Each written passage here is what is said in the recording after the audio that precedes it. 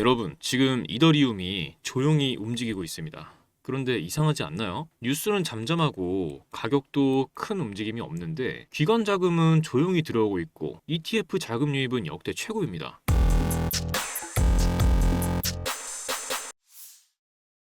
안녕하세요. 신조 있는 코인 투자 김신조입니다. 자, 이더리움 도대체 어떤 일이 일어나고 있는 걸까요? 그리고 이더리움의 움직임에 따른 투자 전략은 어떻게 짜야 할까요? 저는 지금 수면 아래에서 벌어지는 이 침묵 속의 변동성을 굉장히 중요하게 보고 있습니다. 겉으로 보이는 가격보다도 안에서 움직이는 자금 흐름과 구조적인 변화가 훨씬 더 결정적인 신호를 주고 있기 때문이죠. 지금 이더리움에선 기관 자금의 유입이 계속 이어지고 있습니다. 코인베이스 프리미엄 지표를 보시면 이더리움에 강한 수요가 집중되고 있는 걸 알 수 있는데요. 특히 코인베이스는 기관 중심 거래소이기 때문에 이 수치는 단순한 프리미엄이 아니에요. 미국 기관들이 이더리움에 베팅 중이라는 시그널입니다. 자, 다음은 선물 시장을 한번 볼까요? 선물 시장의 미결제 약정이 약 700만 이더리움으로 사상 최고치를 찍었습니다. 이렇게 미결제 약정이 급등했다는 의미는 뭐냐면 아직까지 종료되지 않은 포지션이 급등한다라는 의미이기 때문에 선물 시장에서 이더리움에 대한 관심이 급증하고 있다는 것을 나타내는 거죠. 이는 단순히 투기적인 수요가 아니라 중기적 강세 베팅이 실제 자금으로 움직이고 있다는 뜻이에요. 즉 이더리움을 단순한 매매 대상이 아니라 자산 배분의 핵심 축으로 보고 있는 기관이 늘고 있다는 이야기죠. 그리고 핵심 현물 ETF 자금의 유입인데 이더리움 ETF가 5억 2,800만 달러 하나로 약 7,174억 원이 순유입되면서 최대치를 기록했습니다. 여기서 중요한 건 이 유입의 타이밍이거든요. 뉴스가 나오기 전, 가격이 급등하기 전 기관들은 먼저 자리를 잡고 있다는 겁니다. 우리가 흔히 말하는 개미는 뉴스가 터지고 나서 움직이지만 기관은 그 전에 먼저 들어와서 나중에 빠져나갑니다. 이 차이를 인지하지 못하면 매번 뒷북 잡는 투자자가 되기 쉽거든요. 요약하면 이더리움은 아직 날아가기 전에 마지막 조정 구간이고 중기적인 강세 시그널을 보여주고 있다는 겁니다. 이 시점에서 제가 중요하게 생각하고 있는 부분은 이거예요. 이더리움의 반등이 단독 플레이로 끝나지 않을 가능성. 이더리움이 본격적으로 움직이기 시작하면 이더리움 생태계 내 코인들, 특히 레이어2 솔루션이나 디파이 토큰들은 동시다발적으로 수혜를 입을 가능성이 높습니다. 예를 들어 아비트럼, 옵티미즘 같은 레이어2 프로젝트들, 그리고 유니스왑,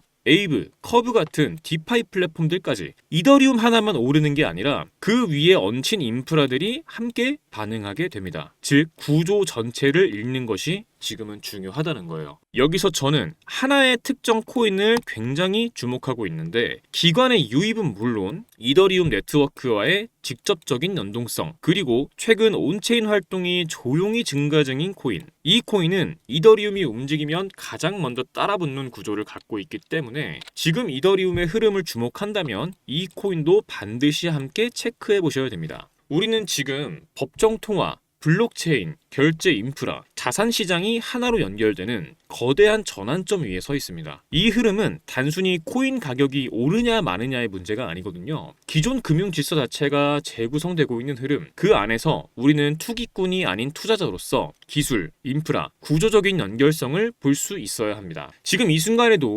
겉으로는 조용하지만 내부적으로는 급속도로 성장 중인 영역이 있어요. 바로 이더리움 생태계의 구조적 확장이거든요. 이더리움은 이제 단순한 코인이 아닙니다. 기반 인프라이자 프로토콜 레이어, 그 위에 수많은 디앱, 디파이, 레이어2 네트워크, 브릿지, 스테이킹 시스템들이 얹혀 있어요. 이더리움이 반등하게 되면 단순히 이더리움의 가격만 오르는 것이 아니라 그 생태계 전체, 그 안에서 함께 움직이는 필수 구성 요소들도 자연스럽게 반응하게 된다는 거예요. 제가 주목하고 있는 이 코인은 바로 이더리움 생태계와 기술적으로 붙어있는 구조를 갖고 있습니다. 이 코인은 단순히 ERC20 기반이라는 수준이 아니고요. 이더리움의 메인넷에서 트랜잭션이 발생할 때마다 기술적으로 호출되는 역할을 가지고 있거든요. 예를 들어 가스비를 절감하거나 데이터를 압축해서 더 빨리 처리하거나 또는 여러 거래를 묶어서 한 번에 처리해주는 롤업 구조에 관여를 합니다. 이런 코인들은 기술적으로 기생하는 게 아니라 공생하는 구조입니다. 쉽게 말해 이더리움이 숨을 쉴 때마다 함께 숨을 쉬는 코인이라는 거죠.